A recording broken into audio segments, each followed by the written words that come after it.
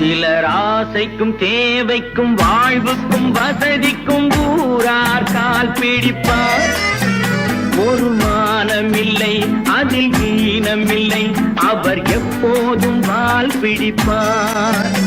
எதிர்காலம் வரும் என் கடமை வரும், இந்த கூட்டத்தின் ஆட்டத்தை ஒழிப்பேன்.